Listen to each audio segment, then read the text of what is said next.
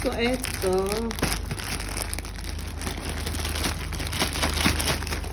Oh, wow. Ah! So, ayan yung isa. Nakuha ko lang siya. Ah, ito yung... Ito, nakuha ko lang to ng ano, 5 dirham. So, bali nag-excel ako kasi hindi ko alam pa yung size nila. Ayan. Tapos, yan. Tapos, ito yung isa. So, stripe. And, ito yung jacket dahil taglamig na. So, ito yung jacket na. Kaya nga maganda. So, ayan yung jacket.